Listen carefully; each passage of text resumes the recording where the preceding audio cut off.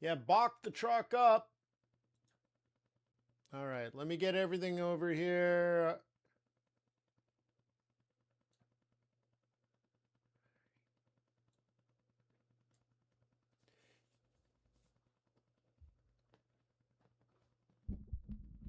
Yeah, Denise, apparently the link here isn't proper because I rebuilt the rooms yesterday and Aiden forgot to change these links. But if you just click on training, works perfectly fine.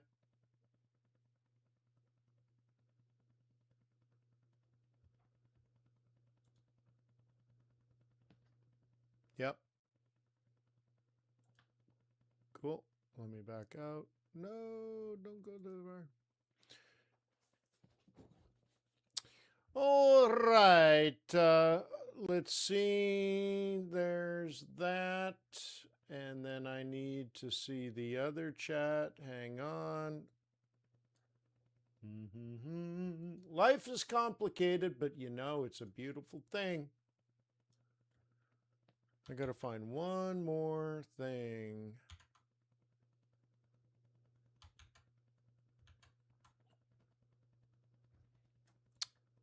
Wait, I keep seeing the same thing twice. Maybe I should have left Buck. What? I must have accidentally closed a room, a window.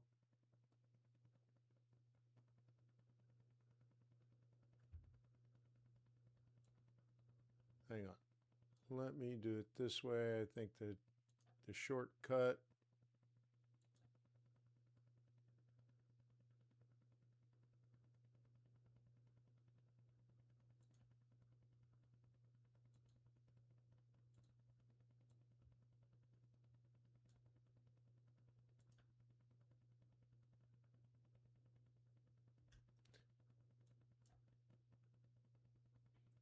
All right. So, anyways, good morning, everybody. Looks like my mic is on. That's where I just want to confirm. Oh, and then I got to reset this for you. There we go. All right. Now, can we start? Now, can we get going? Yeah. Oh, no kidding.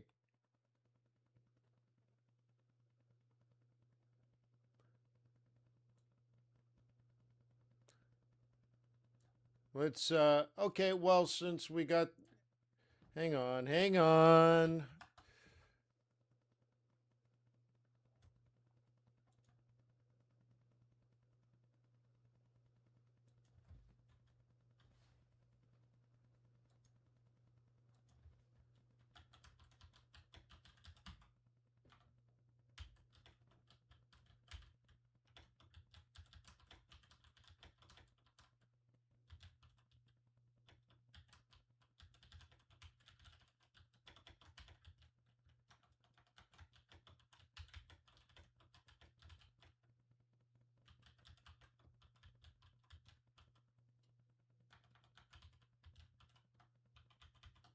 Okay, we'll see if he can. I think it's just a link wasn't updated appropriately, but let's go while he's working on that. Let's get an update. Good morning. Let us get you up to speed on the global markets. I am tracking a notable shift toward defensive positioning in today's session as the daily sentiment indicators lean negative. This immediate caution contrasts with the broader monthly trend, which remains relatively constructive despite the daily score showing a clear bearish tilt. Rising U.S. 10-year yields and a significant spike in crude oil prices are currently the primary drivers of this intraday risk aversion, impacting both currency correlations and equity futures. One, oil prices are pushing higher, trading near $81 as tensions between the U.S. and Iran create worries about supply through the Strait of Hormuz.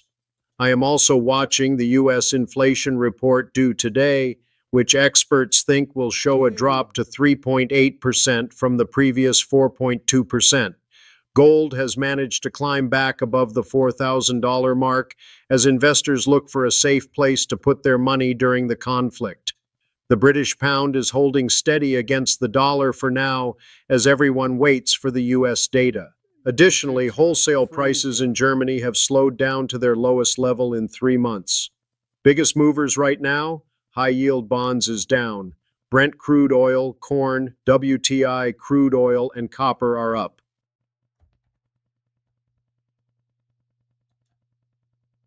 What the heck? YouTube is going like crazy. It's showing wrong windows. It's not even supposed to be doing windows.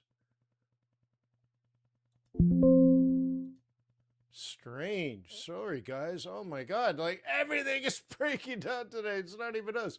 Come on, YouTube. What the heck? I guess to be fair to YouTube, it's OBS. Screen capture. Let's do like a window capture. Like, dude, what the heck was it doing? Sorry. Hey, look, everything was working perfectly fine 12 minutes ago. Hang on. So let me figure it out. You should probably see a black screen display capture.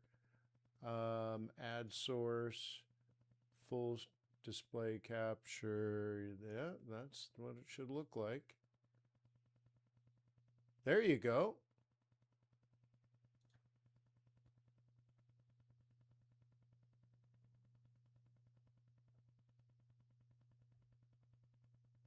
Okay.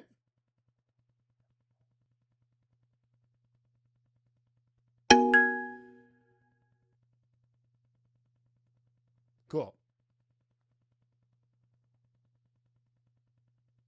Cool. Vincent, what do you mean your account? What does that mean?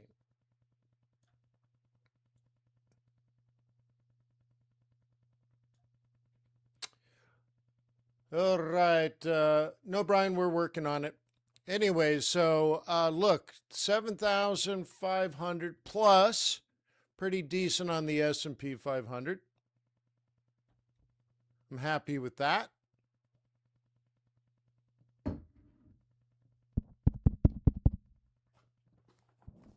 Trying to make sure YouTube's using the right microphone. Now I suspect everything. Looking at VIX. Nope, we're not happy with being above 17. Not at all happy with 17. Bitcoin still hovering around 63. Neither good nor bad. I mean, it's above 60 but below 65. So that doesn't really show us much direction. Gold's still about 4K. Still not a lot of direction. Oil spiked back to 80.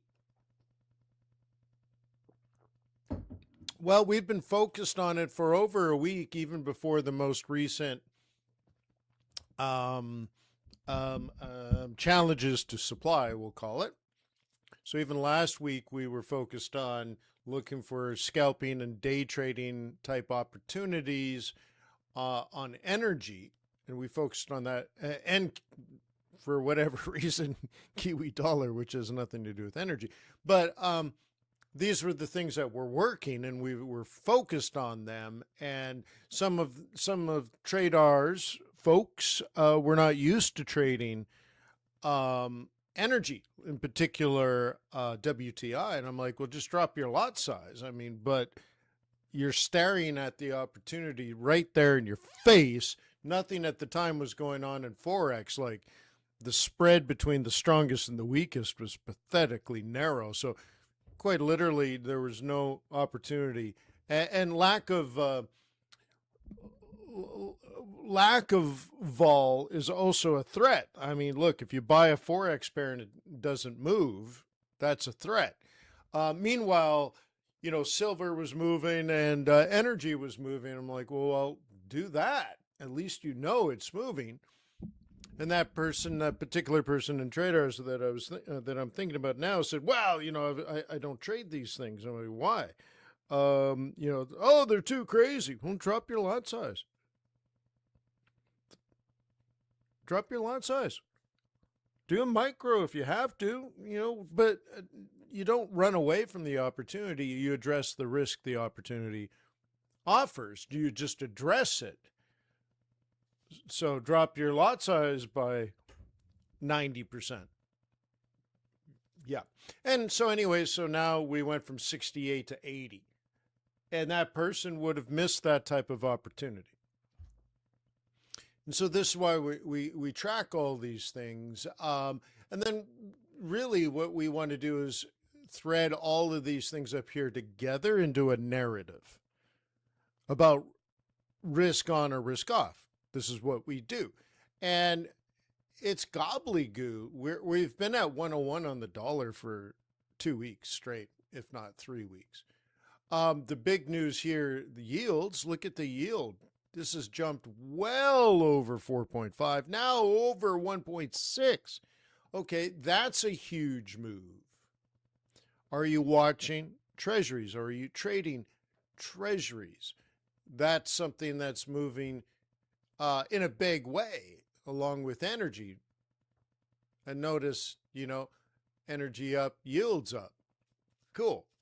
But meanwhile, everything else is treading water. But even that, how come these markets haven't collapsed? How come the S&P 500, because of oil going to 80, how come we're not down 12% right now?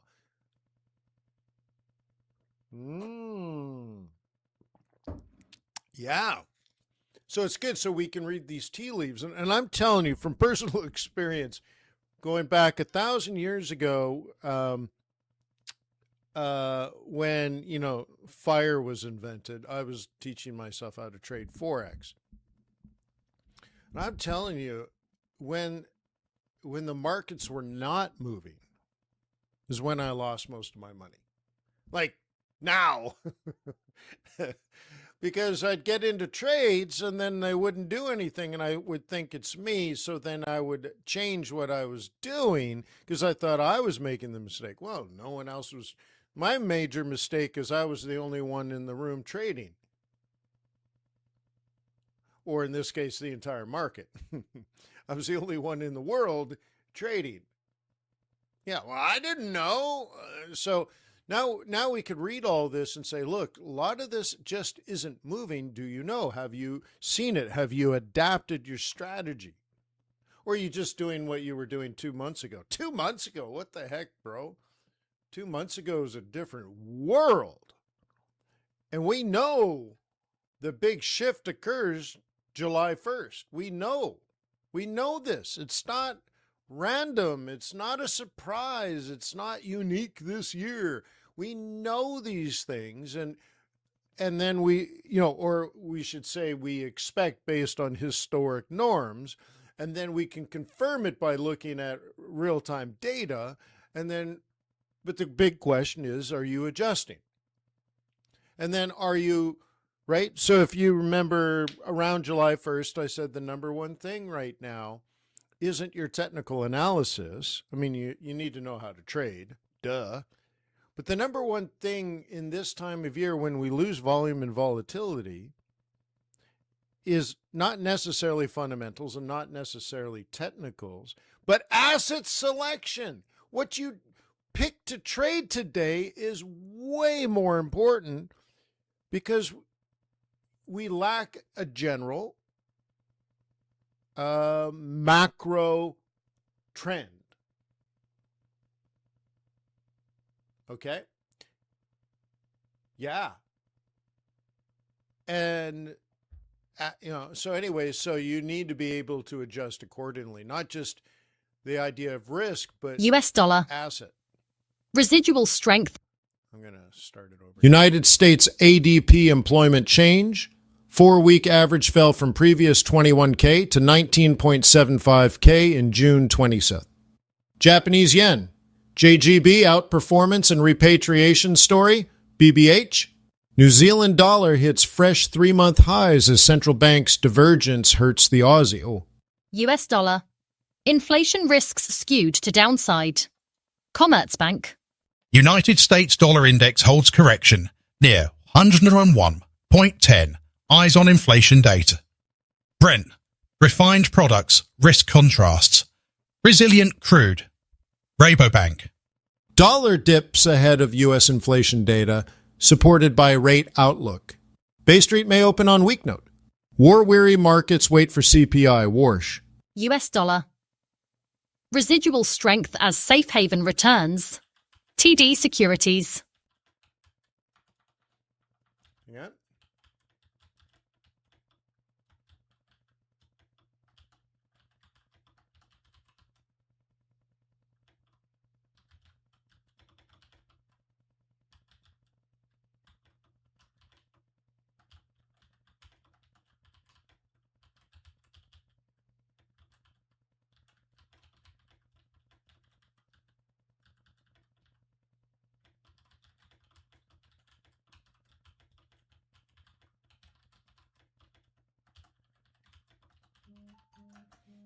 Okay.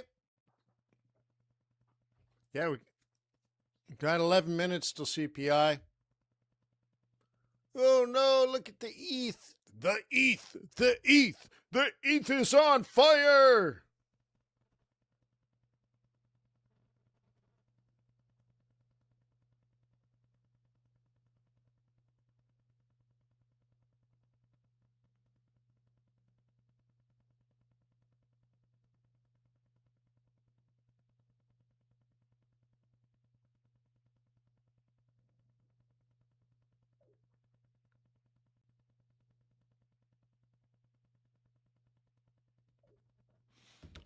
All right.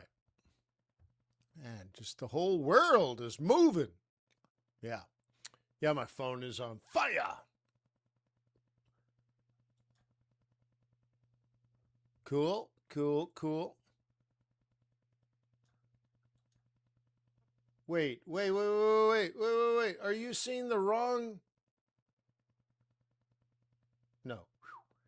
YouTube was telling me that you still saw the wrong page. The room is lost in a cloud. Yeah, sorry guys. I'm yelling at Aiden on the sideline.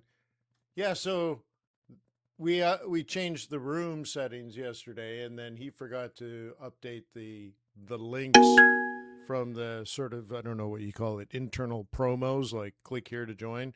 He forgot to update those links. Meanwhile,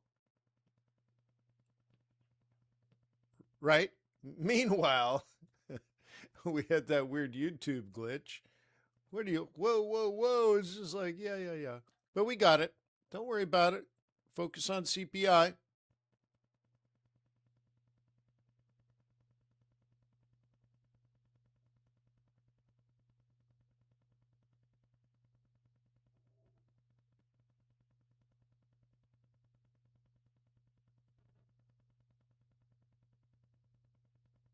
Okay. Look, I'm trying to read the chat and do the stream and do my analysis and think about CPI, but let me see if I understand. I know you can't get into the internal webinar room, but you're here in the YouTube room. Okay, fine. But are some of you reporting that you can't even access the Tradar's platform? That doesn't make sense to me. You're talking about just the webinar room inside of Tradars. That makes sense to me.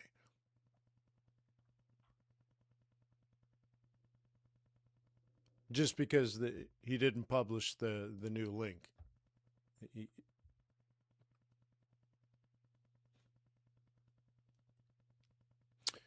But, right?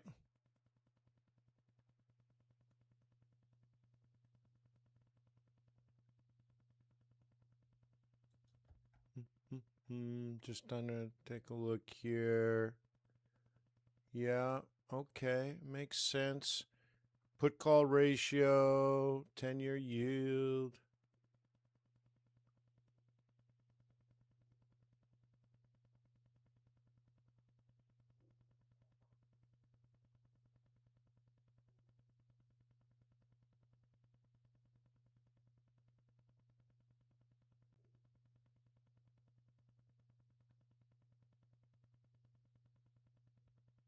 Yeah, Denise, that makes sense.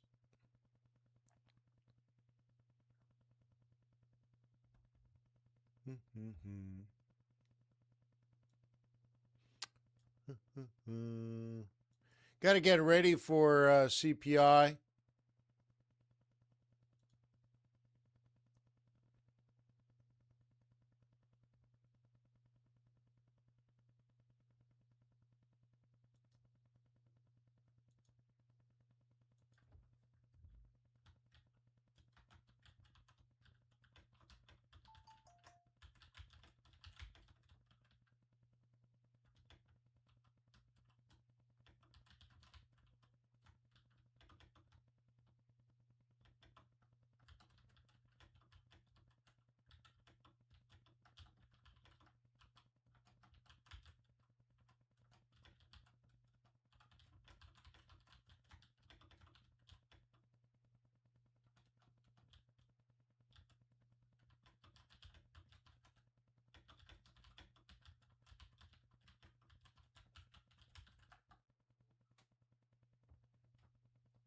Oh, the was, yeah.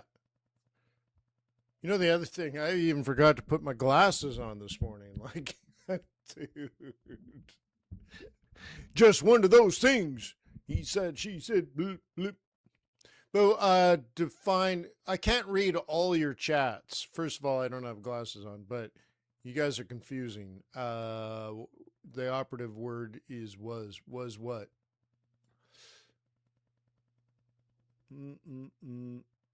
I want to make sure I'm following you guys. Just quickly, I want to look at contrarian. Yep. Okay. I want to quickly look over at fundamentals. Get a sense of where we are in the history.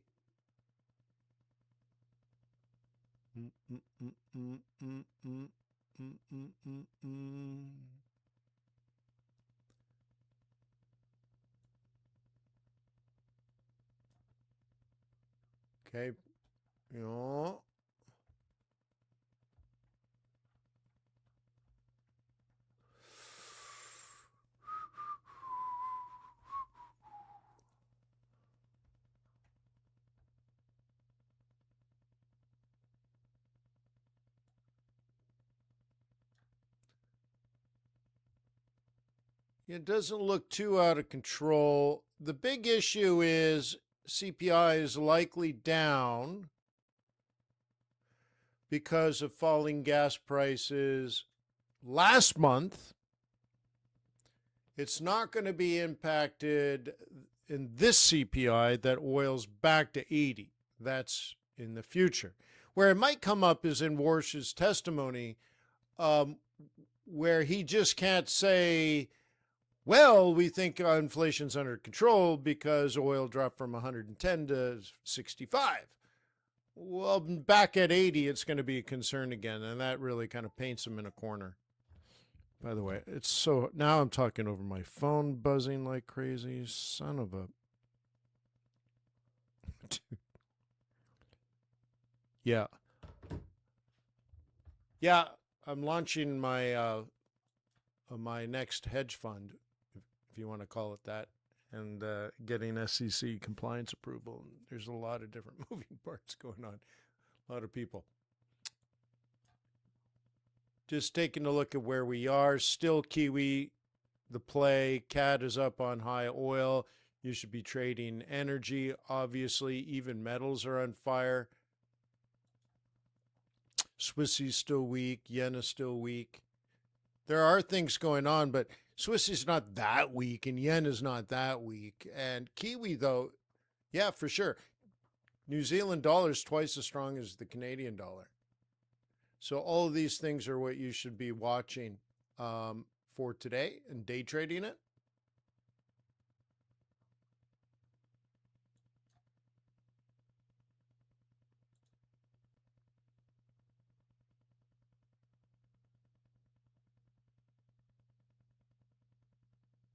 Three minutes. Lots of speeches today, but the big one obviously is war speaking on the Hill, on Capitol Hill. And if you're not familiar with this, once a year, twice a year.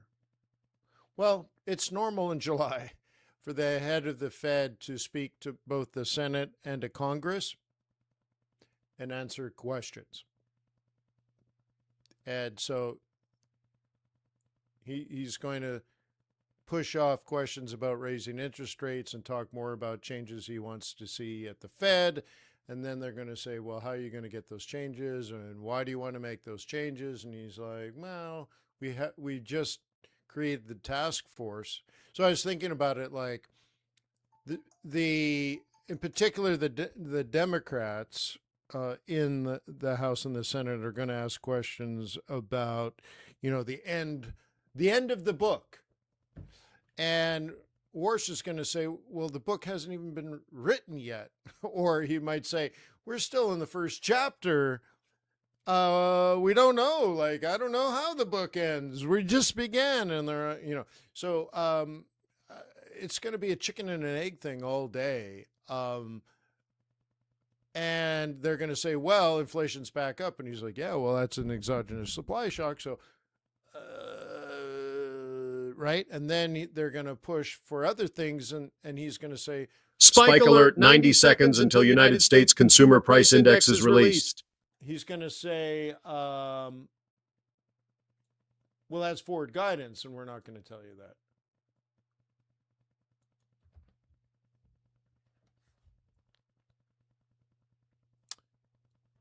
Yeah.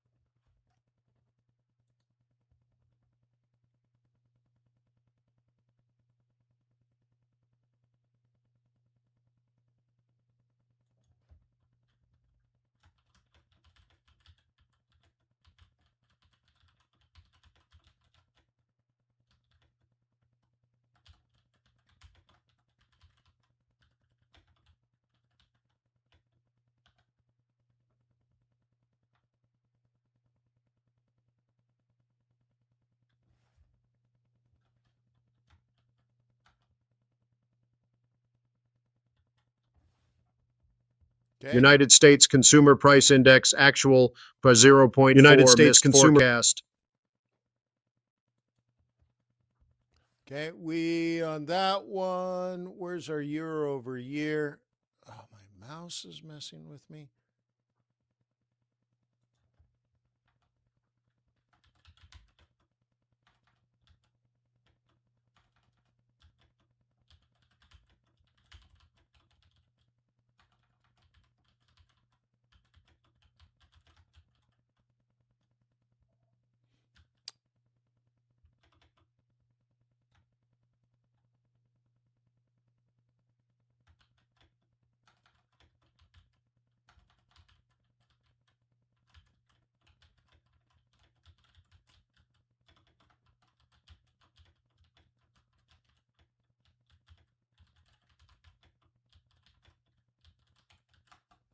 Okay.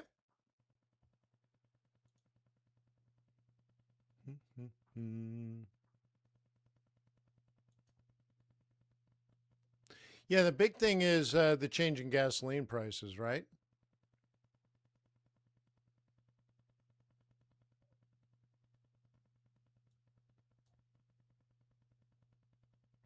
So short-term inflation down, but that's not our current concern, which is really interesting if you think about um, how much this last move in oil prices has impacted the future. In an alternate universe, which was very close to being the one we're cognizant of now, there could have been a situation in which oil prices were still at $65 a barrel. And it would completely change the narrative and the zeitgeist and the lexicon of the media, of future guidance for CPI, for future guidance for monetary policy, for the testimony over the next 2 days at the Senate and the Congress that Warsh is about to do. The conversation would have been 100% different. And it's interesting how like the conversation can change the policy more than the actual economic data itself. It because of the last 5 days, the next year could come out completely different, which is way more powerful and expensive than dropping 1,000 bombs on Iran. A change in government and monetary policy? Yeah, way bigger impact. Crazy, in fact.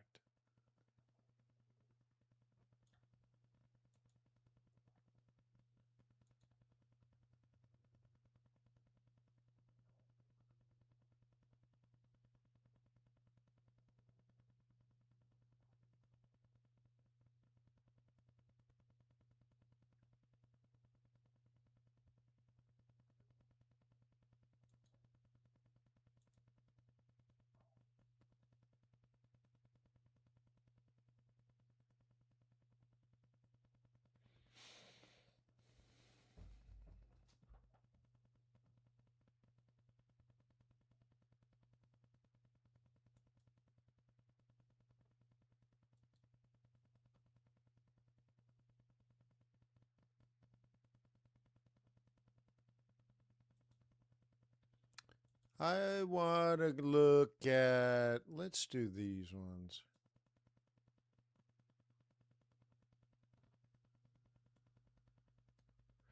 Kiwi yen, huh? Let's do this one. Now, I guess the way the market is moving, I just want to make sure you're looking at the right thing. Yeah. Is that the low CPI was unexpected? I guess people don't understand how a $50 a barrel drop in crude impacts the market. But crazy risk on. Here's that Ethereum trade we set up last week. So, when we talk about patience and discipline, You're like, Wayne, we make this kind of money in a day. Well, you know what? It took a week. Still haven't made a higher high. But notice that we are being patient. There was no rabbit in the rabbit trap on the first day, no rabbit in the rabbit trap the second day, no rabbit in the rabbit trap the third day. Okay? That's why you put up a lot of rabbit traps, huh?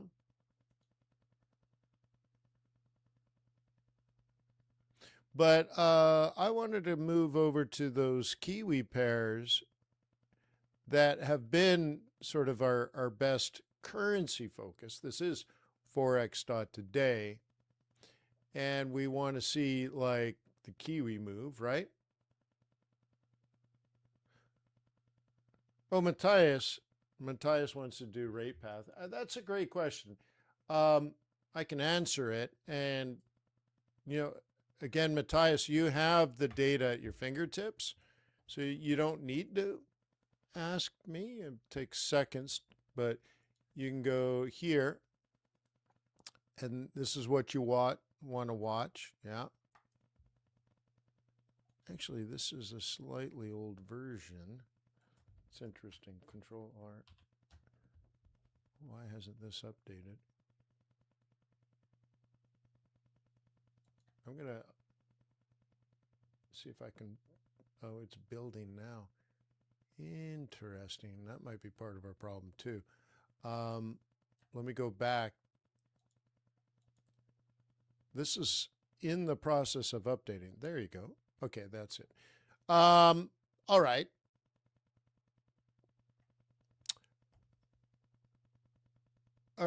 We made some changes. It's not done, but we made some changes.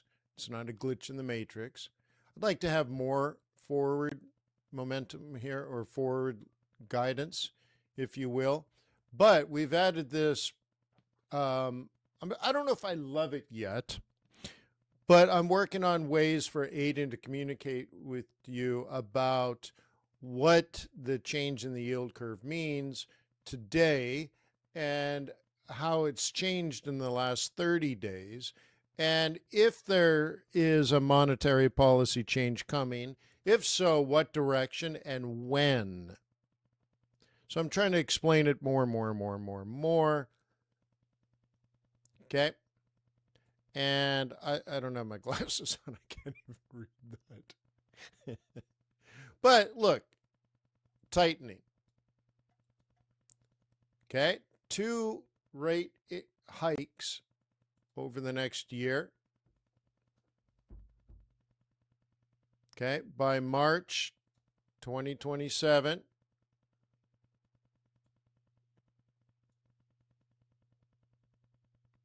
One hike here, with the highest probability of being in the September meeting, September 15th. And he's got a bunch of stuff here. I can't quite read. It's too small for I'm beautiful, but I don't look so good, we can try to read this, and he's not doing it very well. When a computer is speaking to you with epsilon as the first, I'm like, you need to speak English, bro. Huh? You need to speak English, bro. But anyways, we're working on it, right?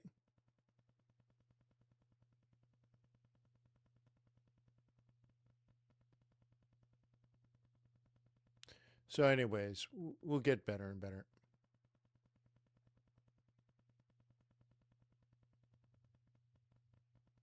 I think I misread this one. No, cumulative.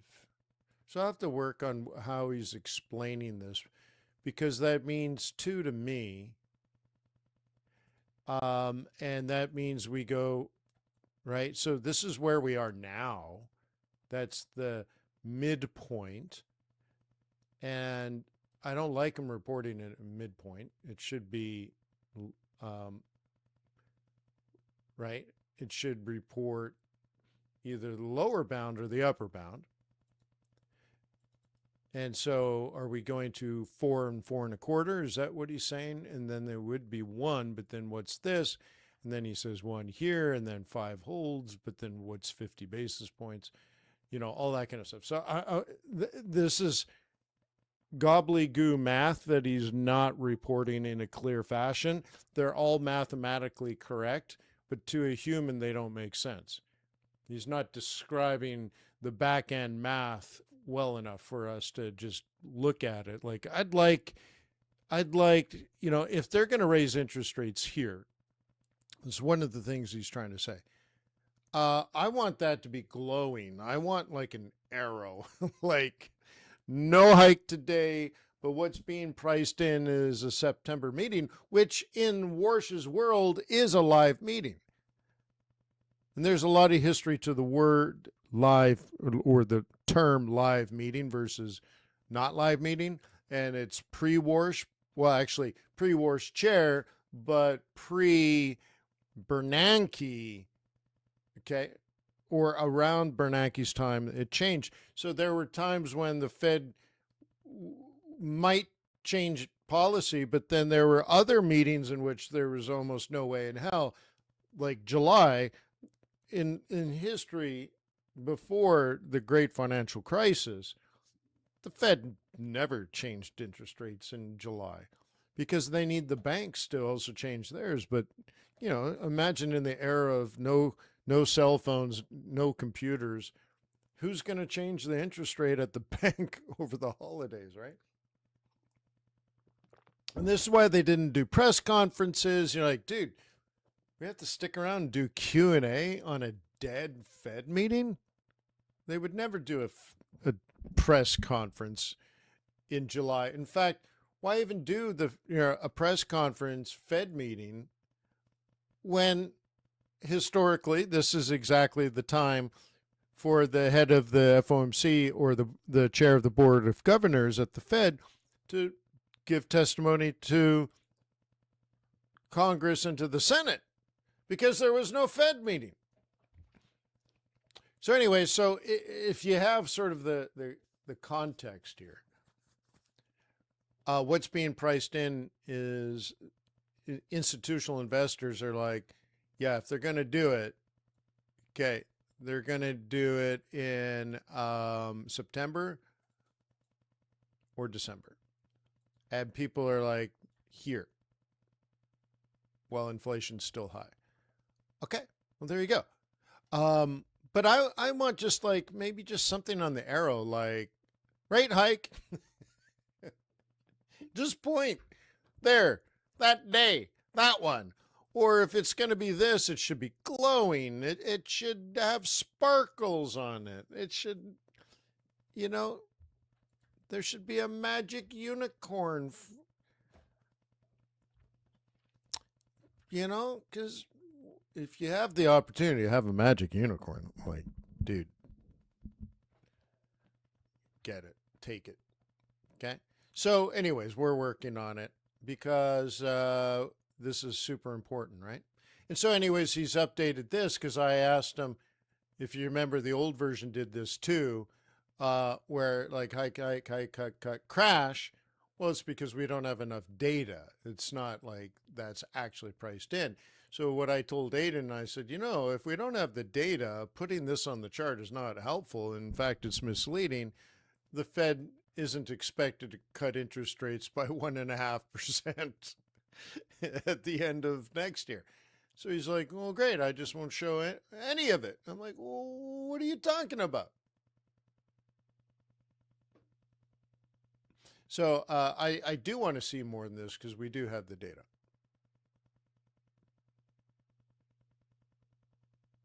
Okay. And I see he did add a delta here, which is interesting. And he's got a 6 meeting forward guidance. But he's got to be clear then if we're going to go to this midpoint, that's 2. So where's the next hike? Okay. But at least you see we're working on it to make it really cool. There's a lot of math going on, and you're reading the tea leaves of what all the institutional investors are thinking. So, like for example, this little chart that we're reading. By the way, we don't get this from the Fed. We're getting the historical stuff from the Fed. We're not in the past, there's no need to read the yield curve because this is just monetary policy. So we get that from the Federal Reserve Economic Database. But this market that we're reading, just to put it in context, is probably 10 times bigger than the stock market. So you like to trade NASDAQ. You like to trade, the Magnificent Seven. Dude, this is way bigger. And we're taking all that data and we're asking the institutional investors, do you think the Fed's going to raise? And if so, when? The answer is, yeah, probably September 15th. Cool. So then he's cut off history here. I think if we go further out, he has a hike coming probably June of next year. Should be reported, but without permission, he cut out 6 meetings. So we'll work on it. Also, apparently I need to have it zoomed in a little bit, huh? Make it bigger. I'm all for it.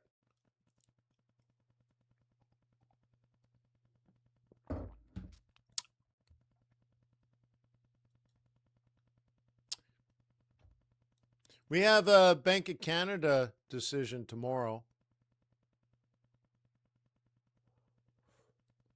Okay.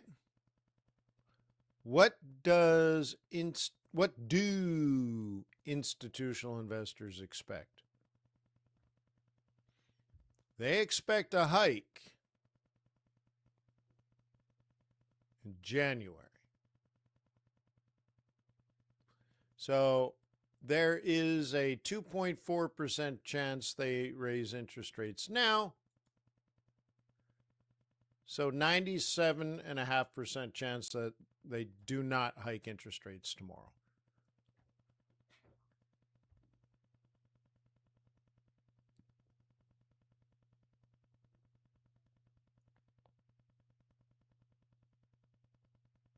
Okay.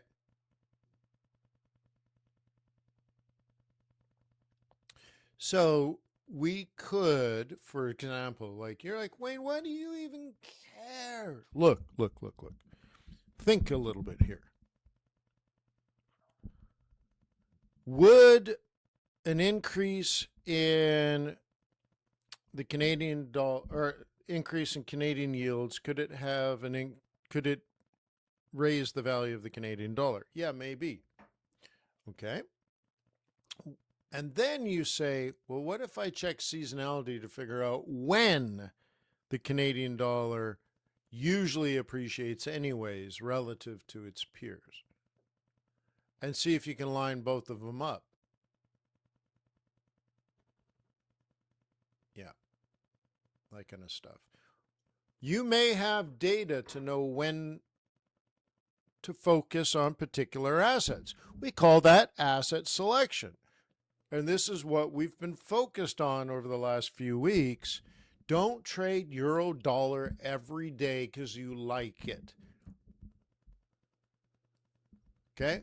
If you want something to like, adopt a puppy. If you want to make money, be smart. You don't have to be kind. You don't have to be pleasant. You don't have to be funny. You have to be smart. Make a good trading and investment decision. What are you going to trade today? Okay. Again, if you trade euro dollar every day and you're looking for MACD crossovers or stochastic crossovers or moving average crossovers, you are doing yourself a disservice because you're going to look for those things. And even if you get them, it doesn't mean it's going to move. And you're like, well, I did really good back when the market was moving for everyone and everything. The dollar, or let's say the Japanese yen was weak every day. Okay, your mediocrity, not but your mediocrity is painted over by, let's say, easy trading market conditions. Look, if all the yens are going up and you trade euro yen and all the yen pairs are going up, even if it's not the best thing to be trading that particular day or that particular week because of things like seasonality or relative strength or whatever, you picked one of 5 horses that would have won. Well, in that situation, you're supposed to be on all the horses and then buying more and more and more, betting, getting in more. Not just making 50 pips on a euro yen trade when any of those yen pairs would have made 50 pips or maybe even more. But what do you do when there isn't a prevailing trade trend? What if there isn't a prevailing macro trend? Then you need to do relative strength exercises for asset selection. What's strong, what's weak, pair them up. And if you could do that, maybe you have a chance. Maybe. And this is why we focus on all this kind of stuff.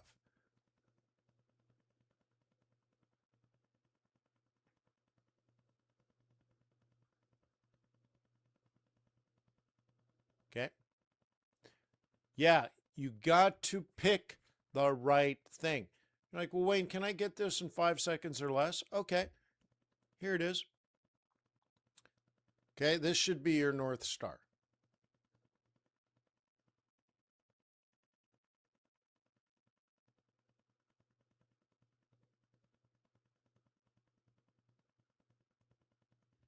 Okay, those are your day trades for today.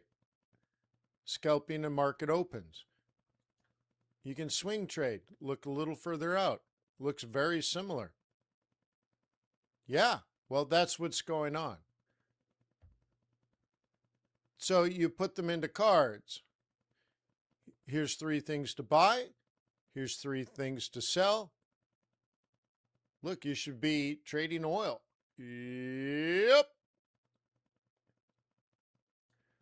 But we talked about it last week, but we also talked about it first thing Monday morning, which to me seems like a year ago, but was that yesterday morning?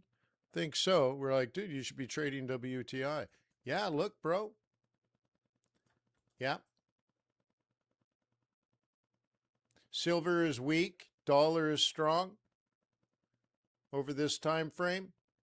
Okay. So anyway, at the very least, at the very, very, very, very least, you log in, and you go to the synthetic indices, and you just put them onto a little card, and these are your best bullish bets, these are your best bearish bets, these are the non-Forex things that are moving. Look, and it organizes it in order. This is going up 17% this week. This is going down 5% this week. DAX is down 3% this week. Okay? So you should be, at the very least, analyzing these on your charts.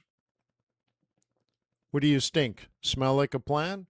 Like, this is what you should be doing right now. Like, Wayne, what do you think about? No, I don't need to think about anything but these 9 assets. You're like, I don't trade DAX. So then don't trade DAX. Now you got 8 assets.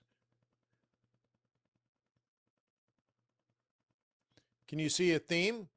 Buy Kiwi, buy Kiwi, buy Kiwi, buy Kiwi, buy Kiwi, buy Kiwi. And you're trading euro dollar. Now, I know I'm talking down. I'm belittling, but not you, because I know you know better. Okay? I'm not talking down to you.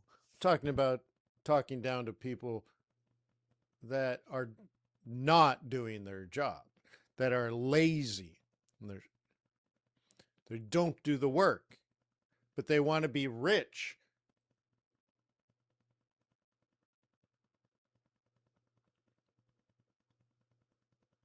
Yeah. So I'm not talking about to you. You know better.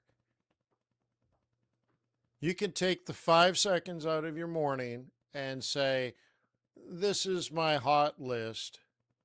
I'm going to look at these assets on my charts. Take a screenshot and then go to your chart. You could do it that way.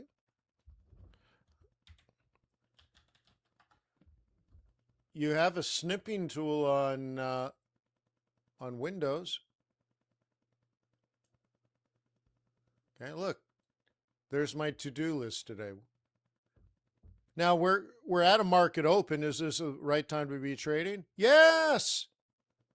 Cool. So you can do it that way. Okay. You can use the TradeR's charts, or you can just go to your chart. And I'm going to work on a version. In fact, I've started working on a version of TradeR's in which Aiden can communicate with your MT5. And in this case, you on your MT5. And wouldn't it be cool if it did maybe even just something basic like this, like, hey, bro, check out Kiwi Swiss franc. Okay. So what does it say here? Pound Kiwi down with no conviction or little conviction. Okay. Well, we set it up short and it's even more aggressive. But look, we just hit the target. We had to pull it back more than it really did.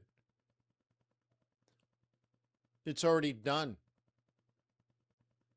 So this is saying, when you go to your charts, you're like, yeah, it fell. But you missed it. If you're just figuring it out now, well, you missed it. It's already dropped 2%. And in fact, so now we do technical analysis. It fell 2%, hit the target and stopped just like it's supposed to. Oh, so you need to start worrying about tomorrow. So at 4 p.m. every day, where's my TradeR's platform? At 4 p.m. every day, we plan tomorrow. We do a debriefing of what happened today. See, it's 4 p.m. at the market close. So we review what happened today and then plan tomorrow. Yeah. That's the point. Okay. So anyway, so this has actually worked. Is there still an opportunity for Aussie Kiwi? I don't know. Let's take a look.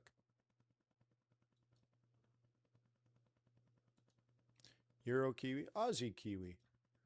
Once again, it did drop. Once again, we now have hit target. Cool. Look at how beautiful the targets are. Hit and stopped.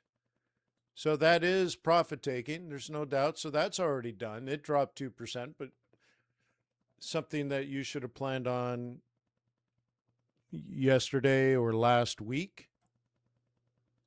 Because remember, this is filtered by swing.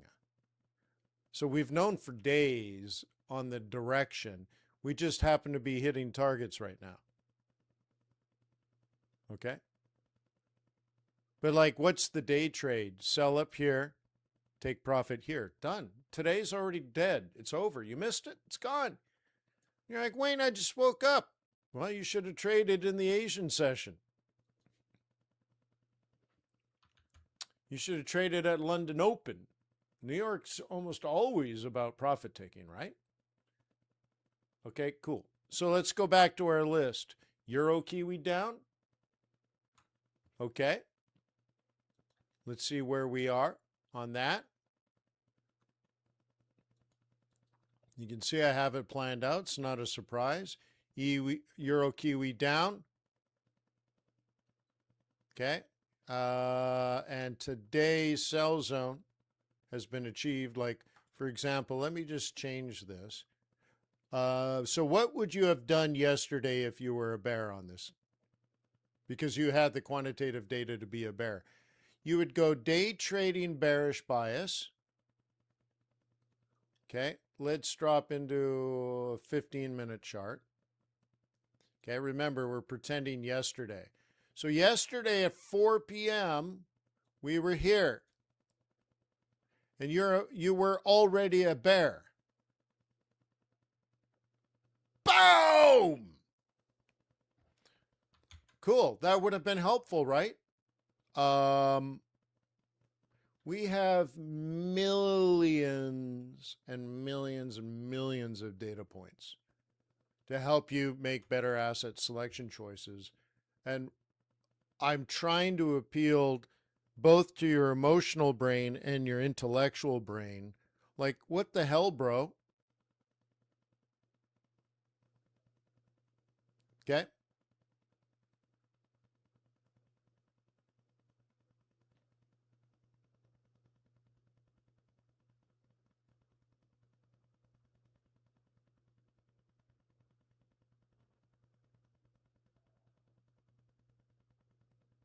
Okay.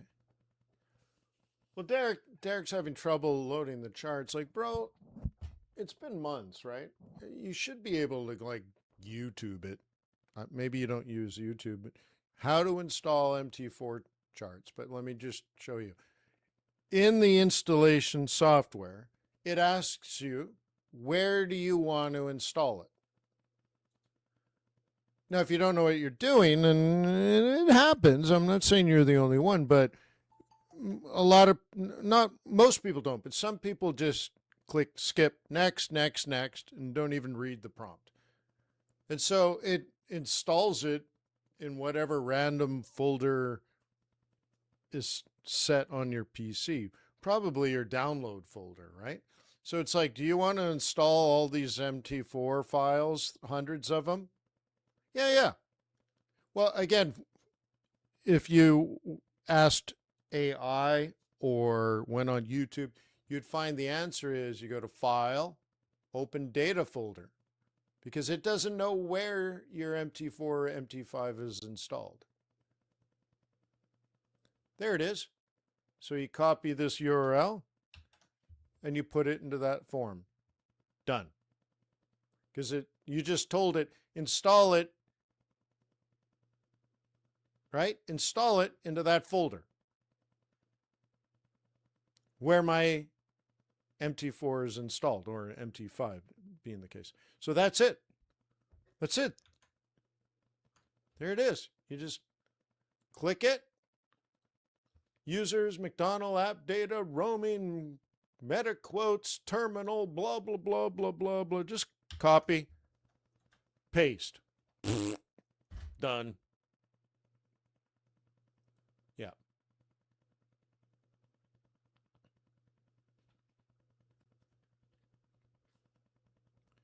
Yeah. But just heads up, man. Ask Gemini stuff like that. This is what AI is really good at. You're like, hey, I have I'm trying to install MT5, files, and I'm being asked where it's located on my computer. How do I get that information so I can provide it to the installer? You ask a question like that. It's way different than just asking Google, right? No, you're like, actually, in native language, ask how to do it. Then it should say, oh, well, in this case, you got to put it in your Meta Quotes folder. And to find that, you go to your platform, you click File, Open Data, and copy the URL. Like, dude, AI is fantastic at questions like that. Yeah. Yeah. So if that's not sort of your normal use case, dude, get into it. Because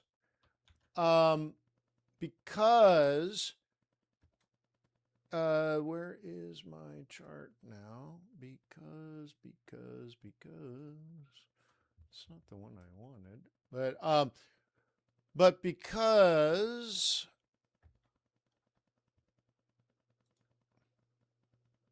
I have more and more features coming out for this intelligence. Yeah, good. You got it. Yeah, keep learning. But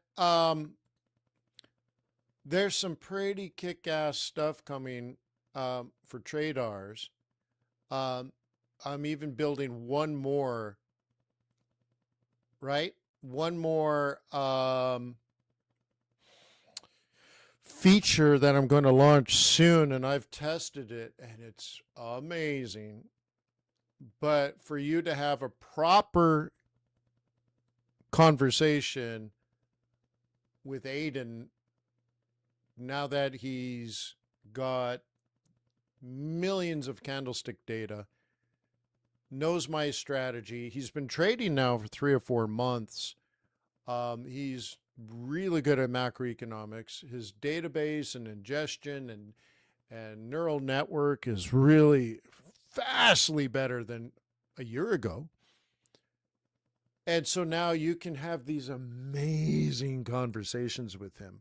So you got to get good at this.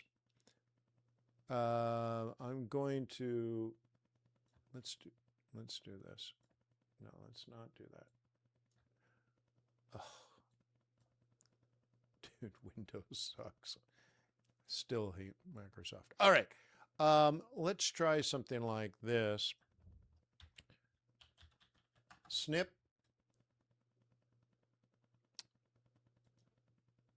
Okay. Cool.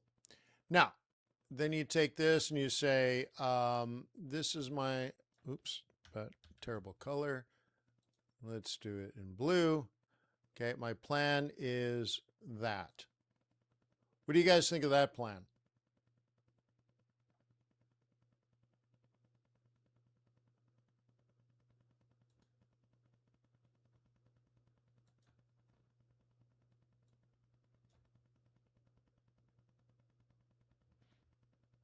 What do you guys think?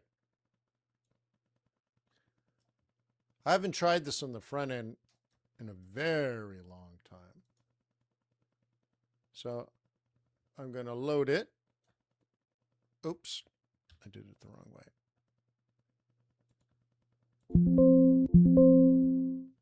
You're kidding me. Come on.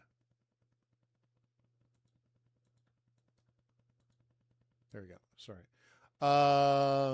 You have to select it. I thought it was drag and drop. All right. Okay, I'm uploading my chart. What information have I given Aiden at this point?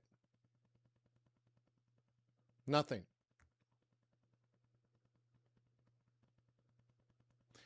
I've analyzed your chart. Looks like you're looking at short on Euro Kiwi 15-minute chart. I see the setup. What is your core thesis on this trade? Are you playing a specific catalyst or technical break?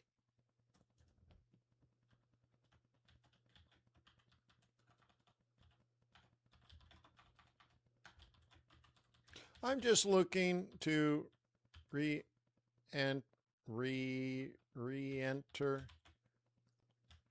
a strong downtrend.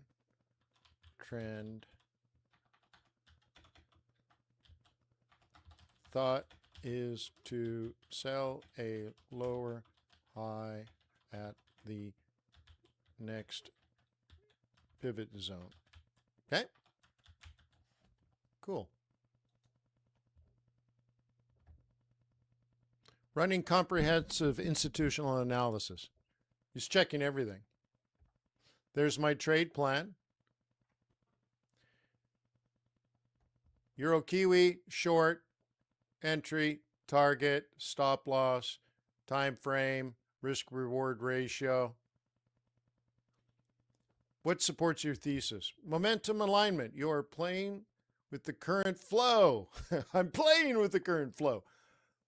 Okay, 1 day down, 7 day down. Okay, price action confirms the sustained liquidation of Euro Kiwi. You aren't fighting the tape, you're looking to join it. Technical structure. Your entry at 96.82 aligns with the logical lower high retracement back into the previous support turned resistance zone. The 15-minute moving average stack is clearly bearish, confirming the path of least resistance is down. What contradicts your thesis? Current pricing positioning. You are looking to sell at 196.82, but the market is already at 196.49. You're essentially chasing a move that is already broken below your yes. So I need to talk to him about that. Yes, I'm looking for a lower high. While VIX is stable at 1664, any sudden spike in global risk aversion, okay, could create a rapid Kiwi sell-off, which makes sense because I'm actually not very happy with Kiwi in general. It just is what's working. By waiting for a bounce to 196.82, when price is 196.49, you are inviting FOMO trading. If the market continues its current momentum, you will miss out entirely. Yes, that is true. If you enter now, you are front running your own plan, but I don't want to do that now. I'm going to have to ask him a little bit about this. But still, he's thinking about it. Liquidity voids. In these 15-minute time frames, look for where the recent stop losses are clustered. Ooh, I wonder what he's talking about there. If the price hasn't hit your target of 196.39, ensure that you aren't ignoring potential demand pockets below that. Overall conviction, C+.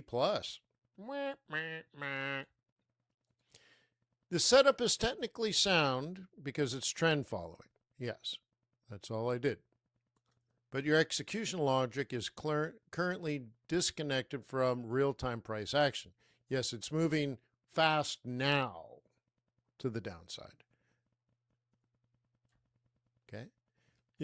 You are waiting for a retracement that the market has shown no immediate interest in providing. Okay, so what's he trying to say? It's not going to pull back that far. Okay, so I need to teach him and say, well, look, I showed you a 15-minute chart, but I also see that we've hit a bigger target and that I believe that bigger target's going to create profit taking, give you a bigger pullback than what you would expect on a 15-minute chart, but nonetheless hit that roll reversal and sell the lower high. See, this is me teaching him now, but overall, you can see he's giving you feedback. It gives you stuff to think about. Do you agree? Do you disagree? In this case, I'm like, yeah, I know it's a big pullback. That's what he's saying. He's like, well, I don't think it's going to pull back that far. It makes sense, but it hasn't happened yet. Yeah. In fact, I might even argue, I think it could even pull back significantly farther than that. That would be my plan A. My plan B is even higher than that. But whatever. Let's go back to his analysis. Aiden's pro tip. Do not set a limit order and walk away. Correct. I would not do that. Thank you, Aiden. Okay? So if it makes lower lows, all bets are off. If the price reaches your zone, fine. But if it continues to accelerate, you must decide if you're willing to enter at a market price or the opportunity has passed. It has passed. I don't chase price. Don't force a setup that the market has already moved away from. Totally 100% agreed. If you haven't entered yet, watch 196.49 closely. If it holds as a ceiling, the trade remains valid. But so that's actually pretty good. He's like, dude, it's not going to go that high. So let's do this. I'll show you a little hack here. And when you're using lines like this, wear your glasses. All right. I can't even read that. Okay. So where does he say you should trade it? Where is it? Okay. 196.49 for a potential sell, sell, sell. So what you do is you put that into here, paste.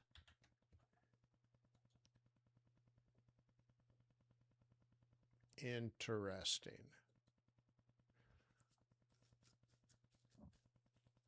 Yeah, I'm going to have to ask him about that. Now you have to think about it. I look at this, I'm like, I don't know if I like that, what he's saying here. And so I'm going to have a conversation. This might be, it'd be fabulous if this is part of his old brain from 4 months ago. But imagine you had you were teaching a teenager how to trade Forex and you went through technicals and fundamentals. And 4 months later, he was 150 years old. You're a teenager. And he's like, I've learned it all and I have 100 years of experience, 150 years of experience. Like, dude, Aiden 4 months ago is not like Aiden today. But I wonder if the change in architecture is not being implemented into this part of it. Oh. Now, why is that the case? Which is, for me as the designer and developer and architect, is fabulously interesting. So that gives me a new to do to see if I guess what I'm saying is Aiden is a neural network now sitting and residing off the internet. It's a brain inside of a glass jar inside my laboratory with no connection, right, to the rest of the world. And this might be a legacy brain, leftover brain, that's not connected to the neural network. Oh, well, then I can take that to the next level. But nonetheless, this is what he said. He gave you something to think about. Imagine every trade you made now, you filtered it first. Because if you recall, what Aiden did when we put in the chart, remember, all he did was a chart, and then he asked me, so what are your thoughts? I put that in. Okay, now I did it rough and dirty, right? I just said, look, pull back to the pivot and drop it. Okay, we know you can do better than that. But then he analyzed the commitment to traders report and seasonality and a bunch of other things. He looked at the charts. He looked at VIX. He looked at price action, the relationship of Kiwi in regards to market conditions. He looked at a lot. He looked at the vulnerability. He's like, dude, this Kiwi could just flip if anything fundamentally changes and stuff. So a lot of calculations get made. And this is the first iteration of him kind of having a conversation with you. What I've built now, which I will launch soon, is something where you can just explain your overall strategy using natural language, like quite literally the strategy. What moving average crossovers, what time frame, do you use oscillators or not? What about, is this a seasonal strategy based on historic data? Is it a swing strategy? Is it a carry trade strategy? What pairs, what techniques,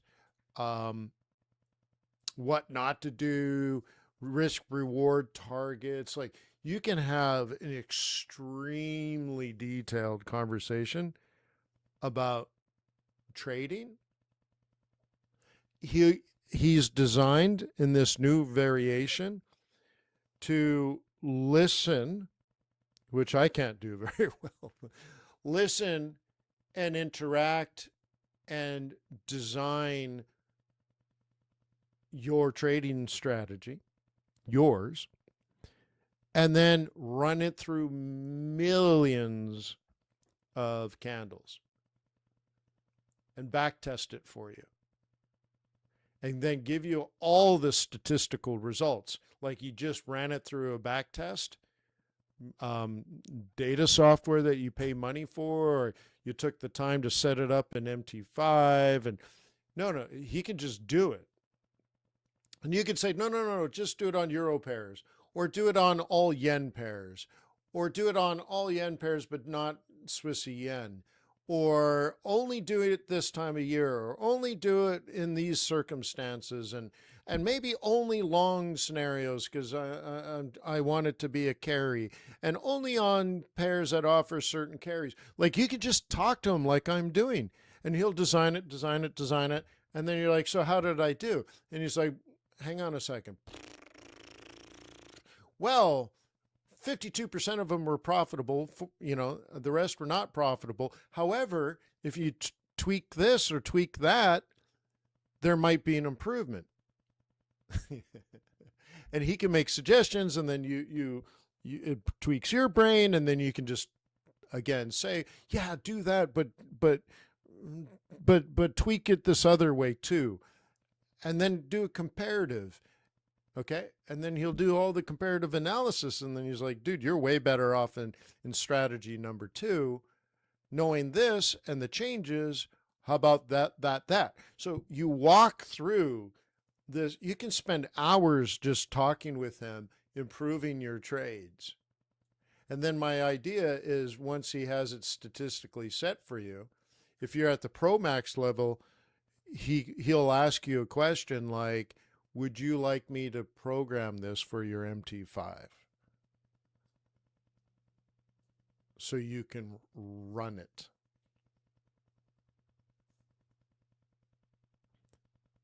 And let me tell you, he can actually do it right now.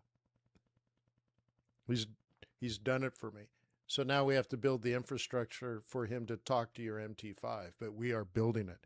But imagine having that conversation at the end of it. He's like, dude, this is the historic data out of our actual candlestick data. This is it. Like, this is actually what happened over the last year, over the last 2 years. Out of 7,321 trades, this is what's happened. Do you want me to trade this for you on your MT5? Well, yes. Yes, I would like that. Building your strategy. So anyways,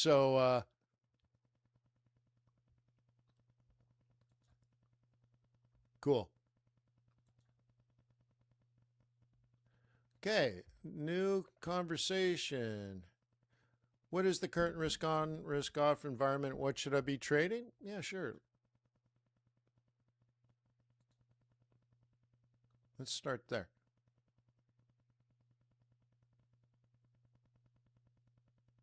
Failed. Okay.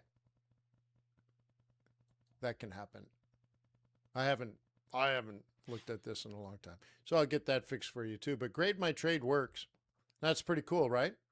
So this is just quick and dirty feedback with the scoring mechanism. Yeah. So my to-do for this is to make sure his grade my trade brain is connected to the neural network.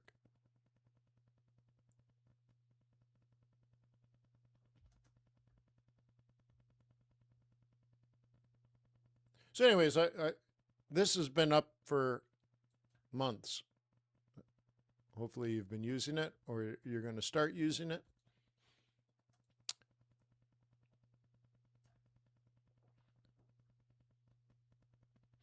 But I loved talking to Aiden about strategy and just talking and testing.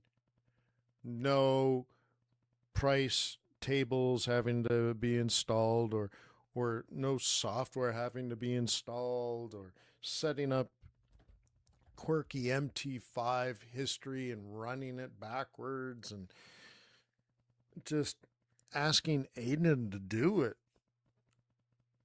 is crazy. And he can just, the fact that in like 30 seconds, he can say, well, here's the outcome of these changes we just made. And not just be a computer reporting it back. I have updated the Excel spreadsheet for you. No, actually thinking about it and going, hey, we should maybe make these changes.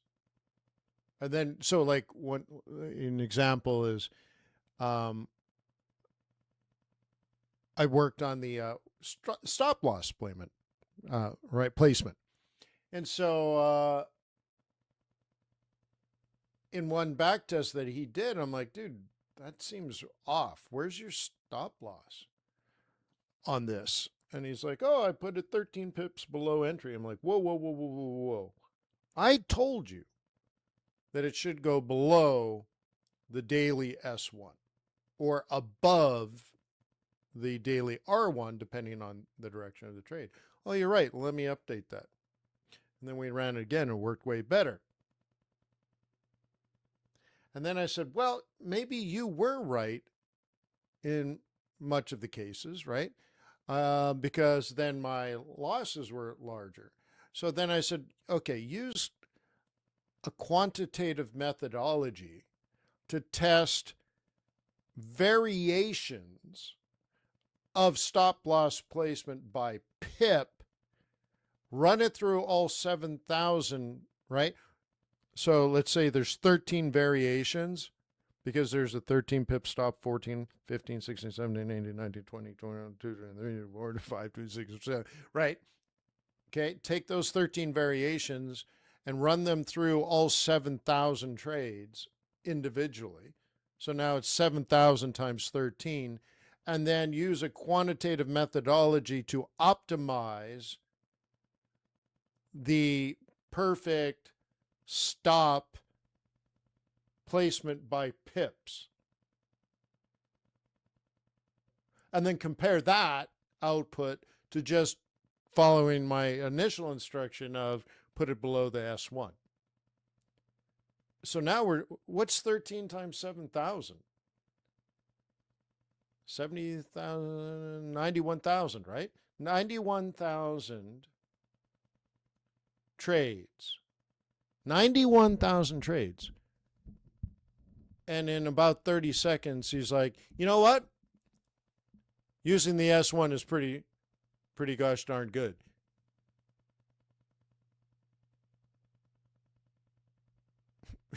It's about right. I'm like, yeah, I've been trading for 20 years. Of course it's right.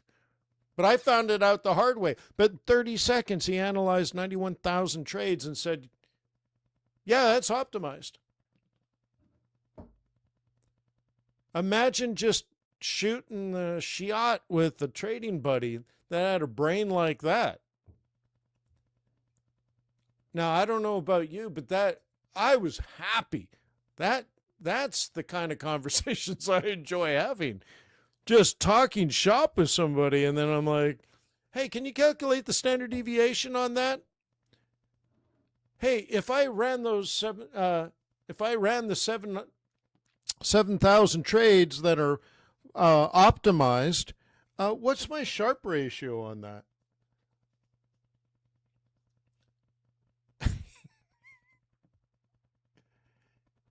Right?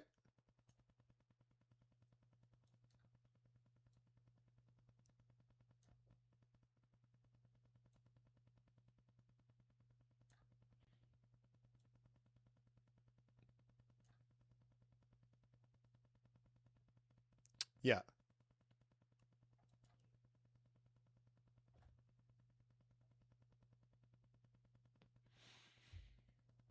Oh, sorry to hear that, Derek. You're either your computer's not set up properly, or there's a user error, or you're trying to install MT4 files into your MT5 or MT5 into your MT4, or you're trying to install MT4 files into your trading view. Like, I don't know, bro. I don't know what's going on, but I can tell you well over 10,000 people have installed them and they work. Yeah. Yeah, it's just, yeah, I'm sorry, man. But they work. Yeah. I mean, I'm using them. They work. All right. So anyways, maybe I'm overexcited. Am I too excited about this stuff? You don't want to sit with a trader that has that level of experience technically and fundamentally and can just tell you things like if you ran this strategy for 3 years and you made 21,000 trades and your stop was always at this, just below the S1, and what your average winner would be and your average loser and how many winners and how many losers. What is your Sharpe ratio? What is your Sortino ratio? What's your expected blah, blah, blah, blah, blah. Wow.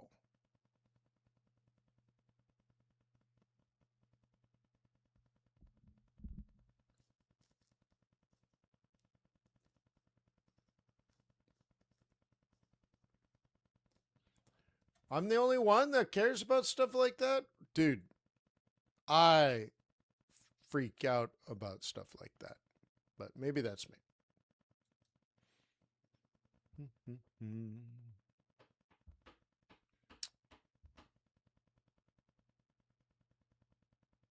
Oh, the D-man got it. Tell me this. You probably closed your MT4 and then opened it up again. Yep, that would be required.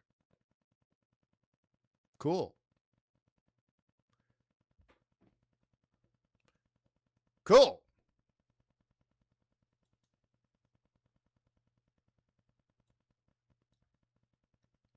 Glad you got it, man. Yeah.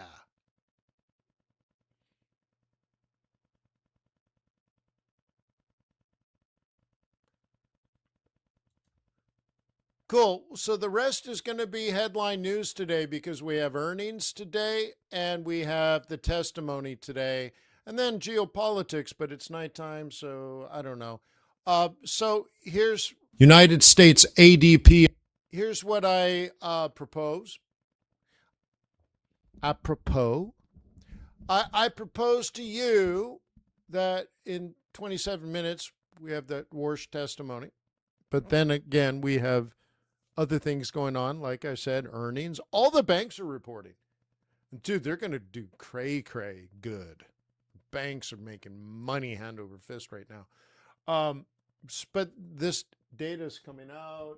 It just hit 9:30. The market just opened. Ding, ding, ding, ding, ding. I propose that I leave you here on the Squawk Box, and you can see what's working and what's the best buying opportunities, best selling opportunities. It's going to cycle through the charts, and you're going to listen to the news. You don't have to stare at this, but just I'll run it. You can then minimize the YouTube video and go straight to your charts. Meanwhile, you'll listen to the news as it comes in. You can have the Squawk Box for free. Let me say that again. Hungary. This is part of the free part of TradeRs. So you can use it whenever you want. But I'll tell you what, you're already here. I'm just going to run this and walk away. I'm going to grab my laptop and I got to do my trading. I'll let you use this as we move on.com. Make sure you click like, the thumbs up thingy. It's supposed to do something for YouTube algo. Really? I think. But peace on earth, may the pips be with you. May your profits be above average. Hungary. Growth outlook getting brighter. ING. Euro jumps as softer than expected US CPI cools Fed rate hike bets. Russia accuses Ukraine of terrorism in Sea of Azov as Kiev opens new front in war. South African rand rises as US inflation data weakens dollar. European Union growth potential re-rated TD Securities. Baltic Dry Bulk Freight Index hits 1-month high on Tuesday. Russian oil refining drops to 21-year low after drone strikes. Gold rises 2% as soft U.S. CPI cools Fed rate hike bets. Natural gas, higher winter gas risk priced in Rabobank. United States Redbook Index year over year declined to 8.2% in July 10th from previous 11.5%.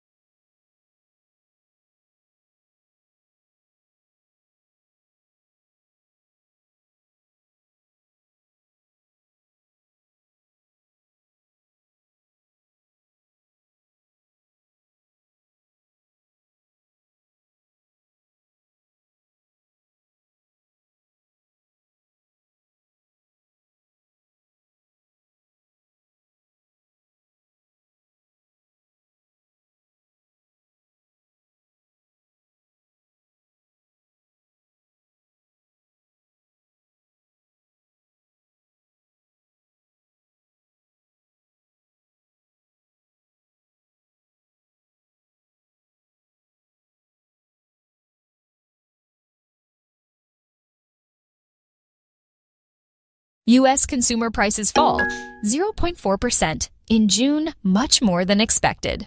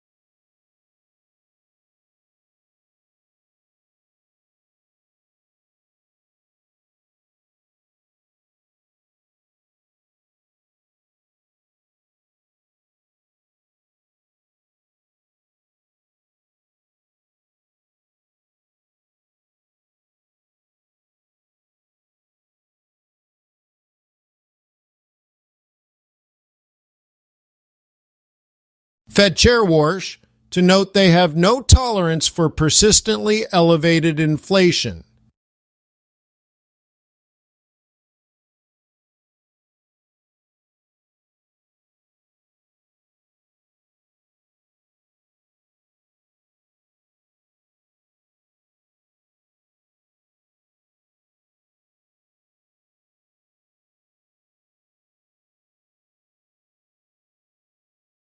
Indonesian rupiah under pressure with hawkish BI bias, Societe Generale.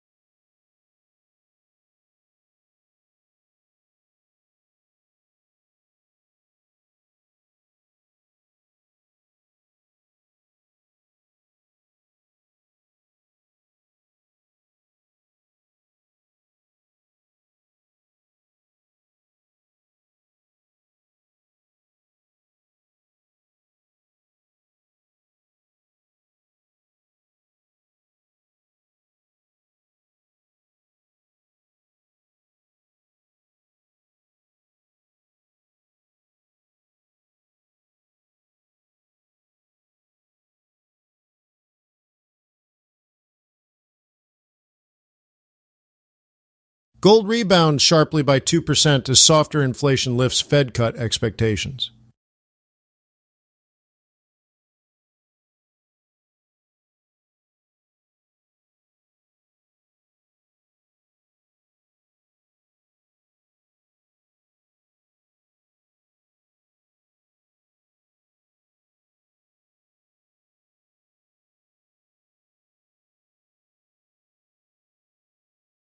Dollar weakens as June inflation slows more than expected.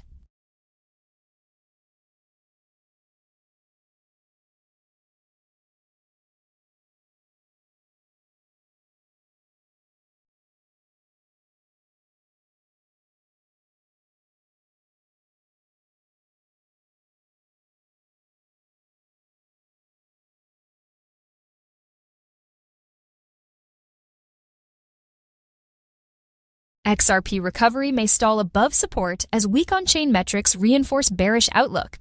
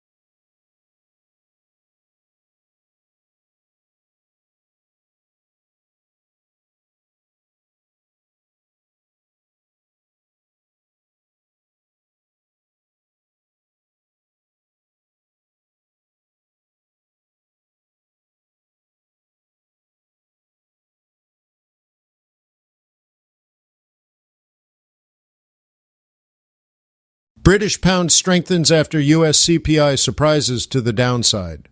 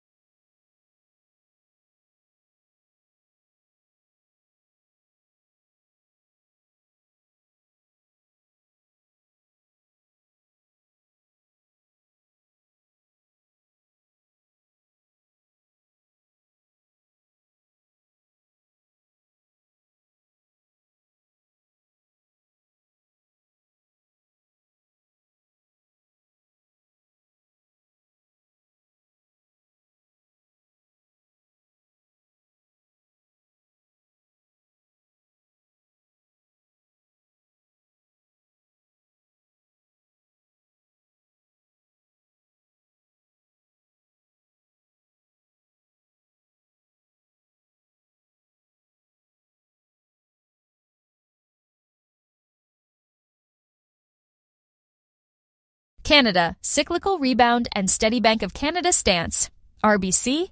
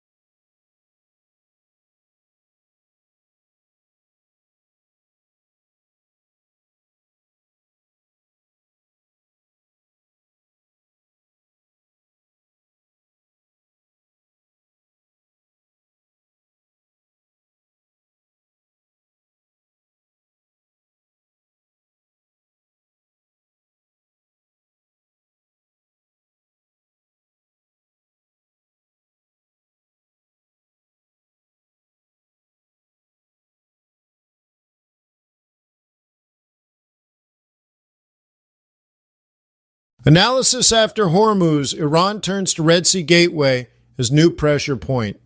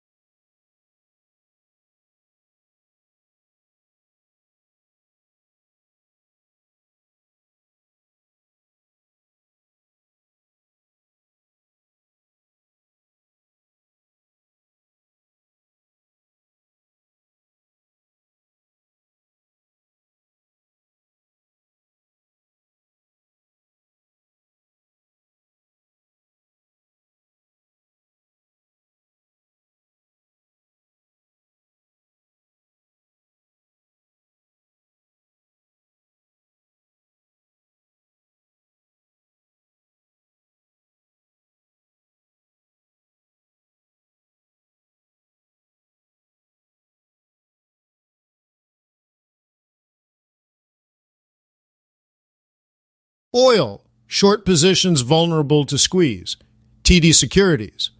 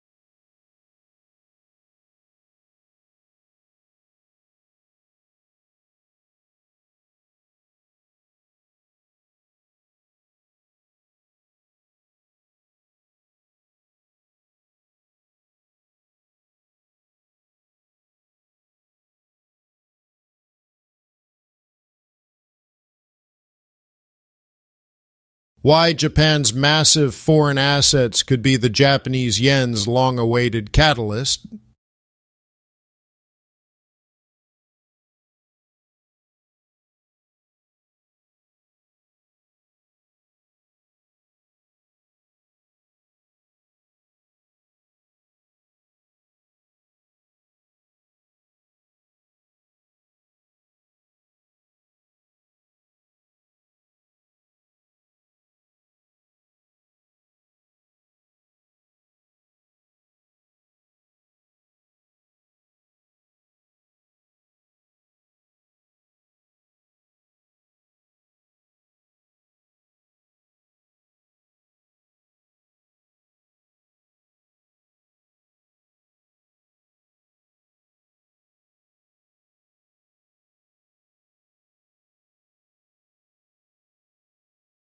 Fed Chair Warsh reaffirms they will deliver price stability.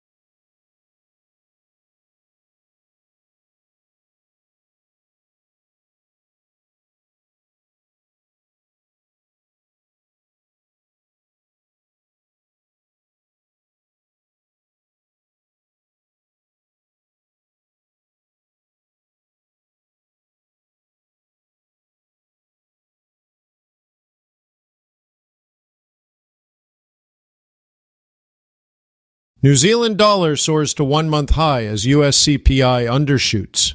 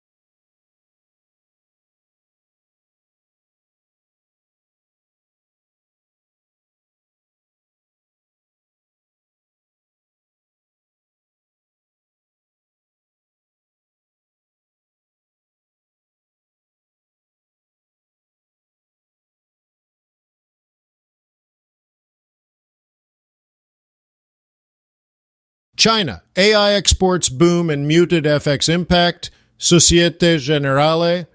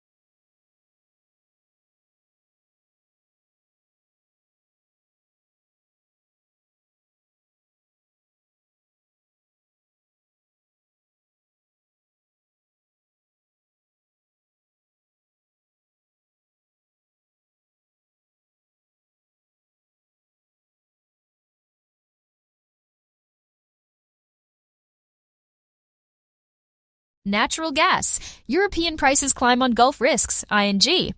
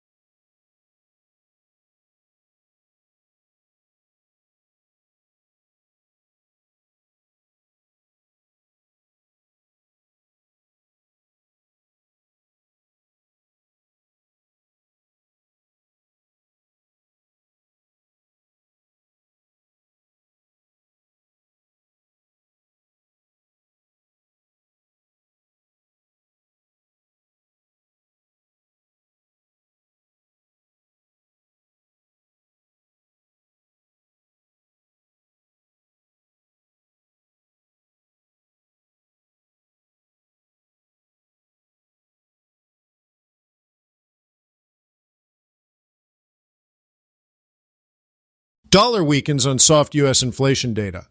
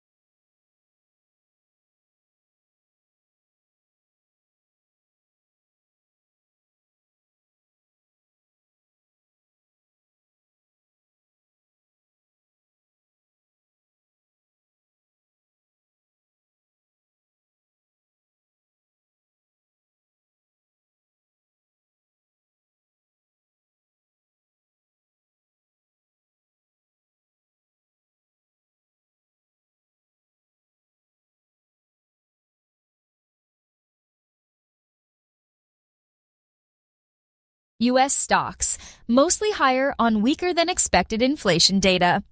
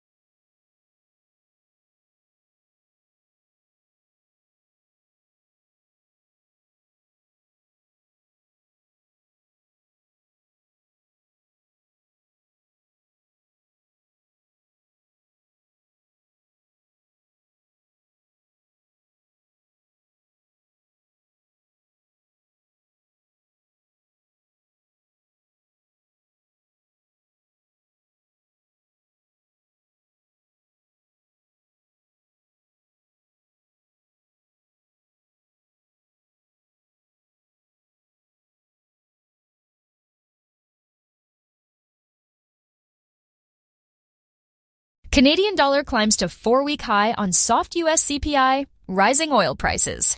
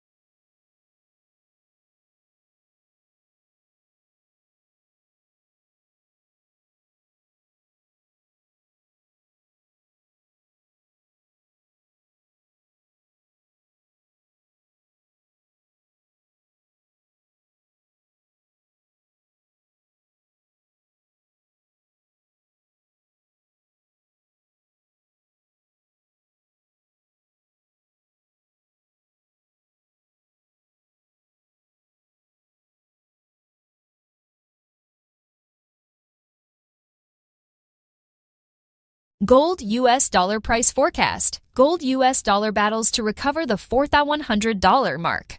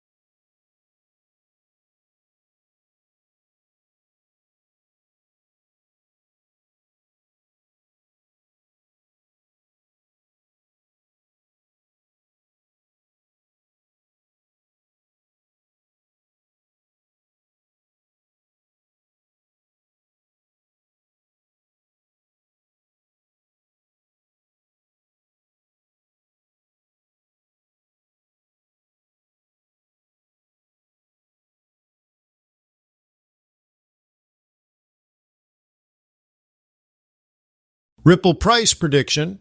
XRP holds fragile support amid weak on-chain metrics. Australian dollar surges amid soft U.S. inflation.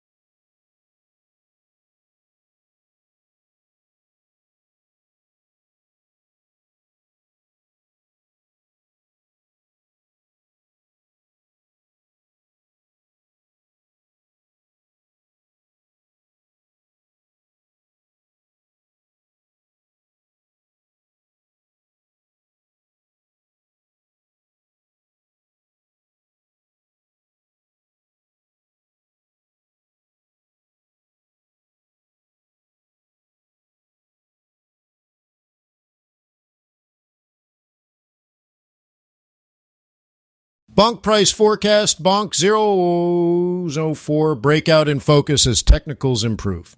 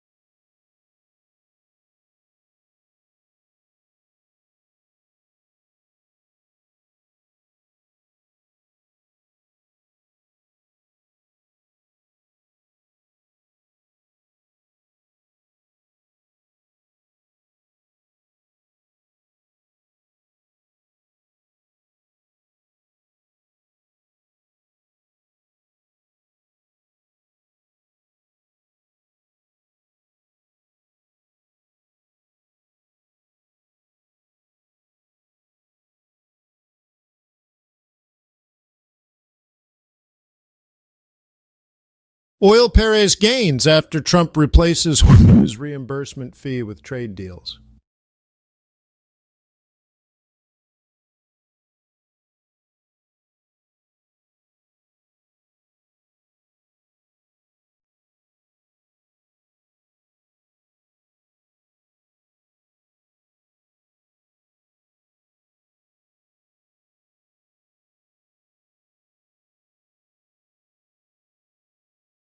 Trump says U.S. will take investment deals with Gulf states instead of fee for using Strait of Hormuz.